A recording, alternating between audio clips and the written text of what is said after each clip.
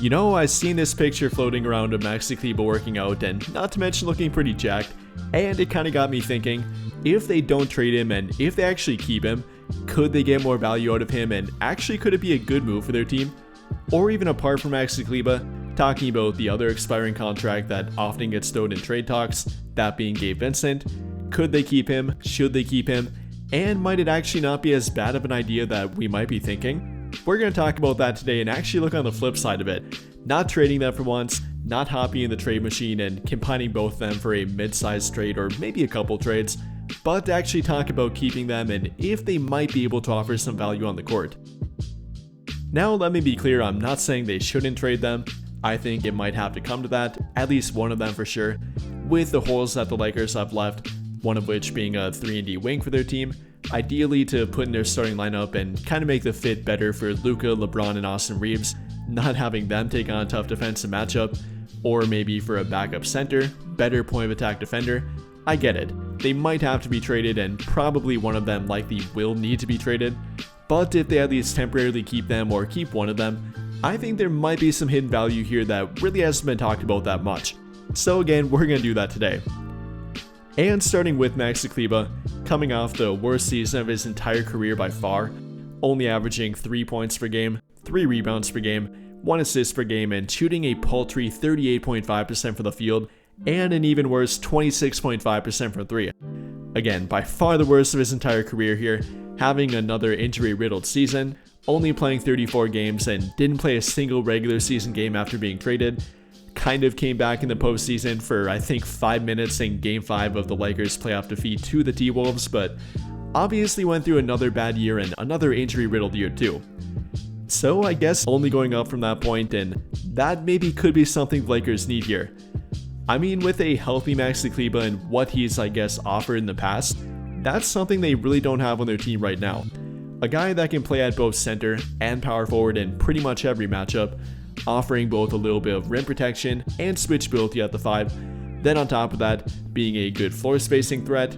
Like I said, didn't shoot well last season, but is a 34.5% 3-point shooter, rather 35.4%, let me correct that, is a good corner 3-point shooter, traditionally a pretty good catch and shoot guy and does space the floor pretty well.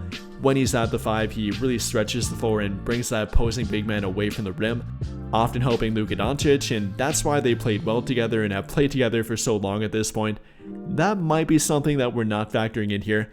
I mean, if the Lakers would trade him and not replace him with that kind of player, either through trade or the free agent market, then they really don't have that option in their rotation.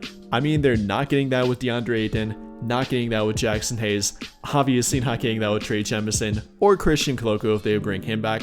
So he's kind of their only option for a switchable, floor spacing big that can play at both the 4 and 5 depending on the matchup, which definitely is a valuable thing to have in today's NBA.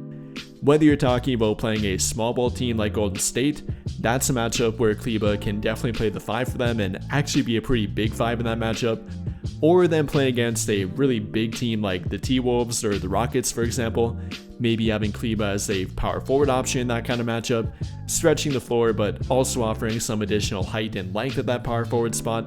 That's something that Kleber can offer. Not only that though, but talking about his skill set and how valuable that can be come playoff time, it's so hard to find a player that can play at both the 4 or 5 depending on the matchup, play at the 5 and actually offer floor spacing ability, still being big enough to play at that spot in majority of matchups. That's something that really can't be overlooked here with Maxi Kleber. And on top of that, he's actually been a pretty good playoff performer. In 45 playoff games so far, Kleber's averaged roughly 6 points per game, 4 rebounds per game, shot a very good 39% or near 39% from 3, 44% from the field, and all around has been a pretty good role player option, has even started a few games, starting 10 of the 45 games, playing even more during the postseason than he has during the regular season, 24 minutes per game compared to roughly 22 during the regular season. That's something that not many players and not many role players can really say. That they become more valuable and arguably more productive during the postseason compared to the regular season, but Kleber actually can make that argument. So between that, his skill set, the relationship between himself and Luka Doncic, the fact that they played together for nearly a decade now at this point nearly, that's a lot to say for Maxi Kleber and definitely does have an argument for keeping him rather than trading him either right now or at the trade deadline. which would obviously be a tough conversation and tough conclusion to come to. I get it, again, we talked about it, we have talked about it. They might need a salary in a trade to get a decent role player or make a bigger trade for that fact. It might come down to that. But if you want to make the argument to keep him, I think you definitely can. Everything that we talked about here, or maybe even simply the fact that they don't have a player like him, you can make that argument. And according to Dan Wilkie of The Athletic, the Lakers actually believe in him too, saying quote unquote, they believe in Maxi Kleber's value as a stretch big. He's recovering well from foot surgery last January and could give them another dimension in their center rotation. So like we talked about, they definitely do value him in some kind of way here, even apart from the expiring contract and what he might be able to get them or help them get through a trade. There is some value to be had here with Maxi Kleber. You know, it really all comes down to simply health for him.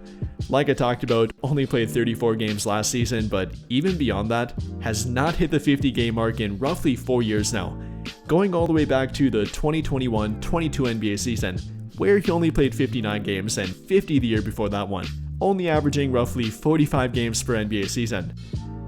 So that's really what it comes down to, and kind of the argument both for and against Kleber. The fact that he hasn't really been able to stay healthy, though he is pretty productive and can be a very versatile option if he is healthy. That's kind of what it comes down to and the decision they have to make with him. But how about for Gabe Vincent? Unlike Maxi Kleber, he actually was healthy for a majority of last season, playing in 72 out of a possible 82 games, and obviously that's pretty good, especially when he only played 11 the year prior. Following that, many Laker fans want him traded, and once again kind of want him traded again right now. Though it's kind of a mix of fans not liking him improving that a little bit, and more so fans wanting him traded purely from that expiring contract. Again, much like Maxi Kleber, does have an expiring contract worth roughly $11 million, and if the Lakers are not trying to trade Rui Hachimura, not trying to trade Austin Reeves, which they obviously are not trying to trade Dalton Knecht, then it kind of comes down to both Maxi Kleber and Gabe Vincent. Though if they're not going to trade him or maybe potentially keep him, what does Gabe Vincent offer their team and what did he offer them last season? Well, it definitely wasn't the best season for him, wasn't comparable to his final one in Miami where he averaged roughly 9 points per game, 3 assists per game, and shot 37% from the 3-point line, but it was a decent one and kind of a rounding back to form for him. Like I said, he only played 11 games during the 2023-24 NBA season, missing nearly the entirety of it due to a bone bruise in his knee, and that did affect him early on last season too. Throughout both October and November, Gabe Vincent did not play well, but if you take that away from his overall stat line, it looked a whole lot better. If you take away October and November, Gabe Vincent then averaged roughly 8 points per game, shooting nearly 38% from 3 on 5 attempts per game, averaging about 2 assists per game, and per game plus minus rating, nearly having a +1 rating. So again, not too shabby, and especially later on in the season, Gabe Vincent kind of got back to that form and looked like a pretty decent role player for them off the bench, even leading their team in scoring 2 times too. However, does that justify keeping him, not trading him, and not using that expiring contract through a trade? That's obviously up for debate here, but I would kind of lean more in the direction of trading him. Again, I don't think Gabe was as bad as many claim he was, or that he didn't get better throughout the season, though he didn't play that well and didn't play that much during the postseason, but I would still lean more toward trading him, with the stipulation that I'm not going to trade him to simply get rid of him. Far too many people act like they simply need to salary dump him or get rid of him for nothing, where I don't think that should be the case here. If it's not for a good trade, and if they can't find either through that trade or through the free agent market a upgrade over him and a better point of attack kind of 3-and-D backcourt player, then I'm not going to trade Gabe Vincent. Simply put, he was not as bad as many claim he was. He's still a decent option off the bench, does fit fairly well with Luka Doncic and LeBron James, kind of filling that off-ball role offensively, on the ball occasionally to simply bring the ball up the court, and then being a decent point of attack defender, pretty good screen navigator, not tremendous but definitely not terrible either. And overall here with both Gabe Vincent and Maxi Kleber, I think there is some reason to be optimistic, even apart from simply trading them or using their contract through a trade. If they would keep them and try to get some value out of them on the court, there is something they can offer the team. Kleber for the power forward center hybrid, offering floor spacing ability, being a proven fit with Luka Doncic and some versatility on defense. Then with Gabe Vincent, not being a terrible 3-and-D backcourt player for them, potentially can get better and a bit more comfortable with their team and another healthy season under his belt with their team as well, I don't mind keeping them, and especially if we're simply getting rid of them, don't make a trade to simply make a trade. If it's the right trade, go ahead, but don't get rid of them for simply nothing. But with all of that being said, what do you guys think? How do you feel about the option of actually keeping Gabe Vincent and or Maxi Kleber rather than trading them? Is there value to be had from them? Is there reason to believe they can help the Lakers rotation and maybe be better than what they trade them for? Let me know your thoughts and how you feel about it in the comments down below. But I think that'll pretty much do it for this one. And if you enjoyed the video, then I'll greatly appreciate it if you drop a like, subscribe to the channel if you have not already, and hit that notification bell to never miss out when I upload a video. But as always, thank you for watching and have a great day or night.